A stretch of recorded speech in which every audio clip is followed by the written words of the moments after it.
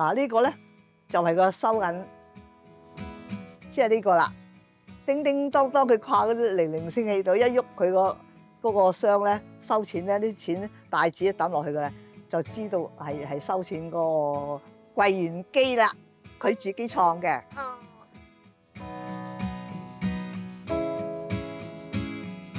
我唔識計㗎，佢計㗎啫。如果我當政嗰陣時咧，我用計數機嘅。漫步於澳門嘅大街小巷，曾經會遇到一間間小巧而且充滿歲月痕跡嘅老店。呢一啲被稱為士多嘅小店，唔單止承載住生活嘅便利，更加記錄咗無數嘅流逝時光。而每一間士多都有一段未完嘅故事。今集讓我哋一齊回味呢一份屬於昔日嘅溫情。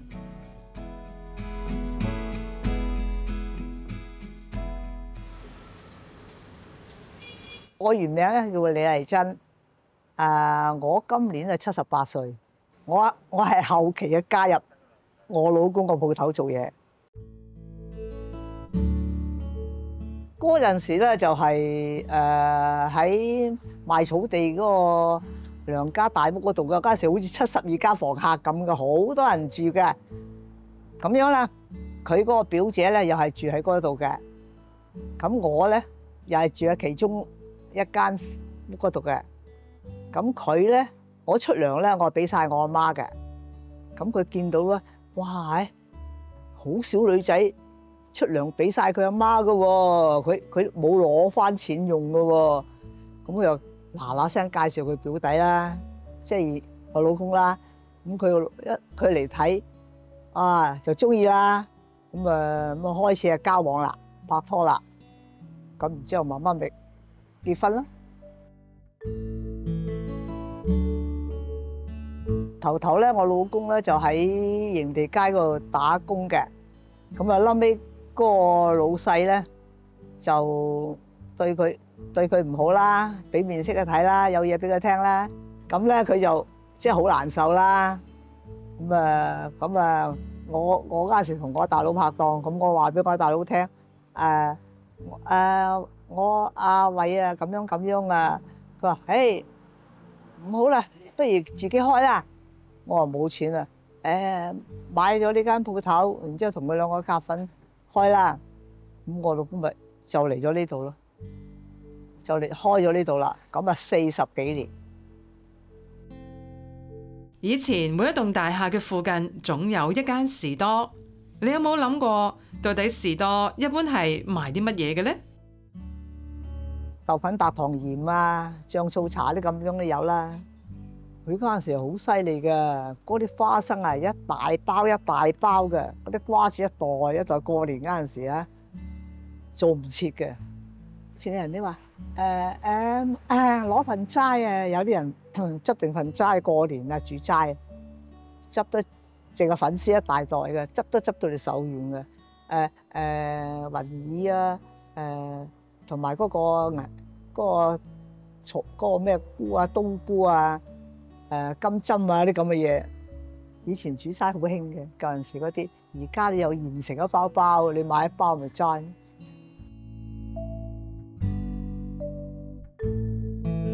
超市咧就方便，任你自己攞自己拎，但係要排隊俾錢。士多咧就你要嗰樣，我要邊樣我就攞俾你，即刻俾錢，我即刻收錢，唔使你排隊，就係咁樣咯。有啲人就中意嚟士多買嘢打牙膠，喂邊樣好啊？嗰樣好唔好啊？好唔好食啊？咁你可以答到佢啦。呢樣好啊，嗰樣又唔好啊，你自己諗啦。買唔買你自己嘅事咧，我話俾你聽。但係超市咧就冇啦，你咪睇咯，佢唔會答你好與唔好，就係咁嘅原因。士多位於巴冷登街，即係大家都好熟悉嘅荷蘭園附近。呢一條街喺80年代嘅時候，曾經係熱鬧嘅代名詞。當年每一日都能夠匯集大量嘅人流。呢個狀況啊，好旺㗎，人來人往㗎。好多有陣時啲小朋友啊，翻學啊，嗰啲師奶買餸啊，行過啊咁啊，啊偉成啊咁啊，好高興㗎。有啲人行過啊，打牙膠啊咁啊，有好多係咁。咁咧跟住咧就起咗天橋之後咧，一路差。1972年，由麗姐嘅老公鄧偉成先生親手開咗呢一間士多店。鄧生喺呢一度投注咗佢一生嘅心血，而麗姐當時就喺外面發展自己嘅事業。佢哋兩個各自忙，各自喺自己嘅世界發光。我係做髮型屋嘅，喺板樟堂我做髮型屋，就慢慢搬入嚟嗰度咧，同人合股夾份開咗，繼續又做髮型屋。生活就佢有佢忙，我有我忙，佢有翻工，我又翻工咯，即係好少即係喺埋一齊咯，多數都係夜晚翻去食飯，就係咁樣。佢啊好準時8點零鐘佢開工噶啦，到晚黑咧差唔多又8點零鐘至收工噶啦。啊，好勤力噶！我話啊，你開到咁夜做咩啊？早啲翻嚟食飯啦，唞下啦。以前嘅人就係咁勤力，慢慢咧一路咧，佢都早啲翻嚟屋企啦。即係年紀大咗啦，唔係咁乜嘢咧，生意又唔係咁好咧，就可以早啲翻。士多係鄧生嘅心血，一磚一瓦都灌注住麗姐老公嘅堅持同埋努力。歲月匆匆而過，鄧生從來冇諗過放低呢一間鋪頭。可能對於佢嚟講，守住士多就等於守住一份無法割捨嘅執着。嗰陣時最後咧，佢就身體唔係咁好啦。咁而且咧，我嗰個拍檔咧又話唔做咧，嗰間髮型屋咧，咁開始咧，咁啲師傅又難請咧，咁我都冇興趣做啦。咁咪唔做，翻嚟嗰度鋪頭睇下啦，而且又可以俾我消磨時間。初時嚟到偉成嗰度啊，嗰個心都有啲擔心㗎，又擔心叫咗貨呢樣嘢，叫咗入咗個貨賣唔到，咁你要承受㗎嘛，冇得退貨㗎嘛，咁你咪自己諗啦，一路摸索咯，睇邊樣嘢燒得，你咪可以叫多啲咯。如果唔燒得嘅嘢，你咪叫少啲咯。初時唔知㗎，慢慢你一路摸索到，你咪自己執生咯，正所謂。咁到而家咧都 OK 嘅，都有幾年啦，都可以摸熟晒啦。點，咪知道咯。佢嗰陣時稱咧就係唔係攞磅嘅，佢係攞啲稱咁樣稱嘅，幾多兩啊？嗰啲人嗰陣時買嘢興兩數噶嘛，攞啲稱咁樣稱。我2兩、3兩，白果啊有啊，蠔豉啊有啊，冬菇有，乜都有好多嘢㗎。就嗰陣時啲人買嘢唔興一包包嘅，興2兩嘅。我係3兩，我係5兩咁樣嘅，所以佢好叻稱啊稱，我就唔識。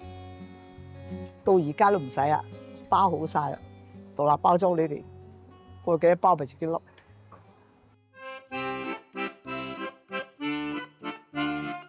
嗱，又有米啦，又有嗰啲咁嘅馬仔啦，諸如此類好多。佢差唔多樣樣都好賣啊，有花奶賣啊，佢差唔多樣樣都有，不過滿晒架噶啦，冚唪唥都係佢個賣得嘅嘢嘅。通常啲嘢擠晒喺出邊咧，喺出邊話我要乜嘢，佢喺出邊拿俾佢噶啦，好少入到嚟嗰度嘅。要開罐頭由你嗰度攞，嗰啲嘢掉晒喺度，即係有咁多樣嘢，就有人睇到。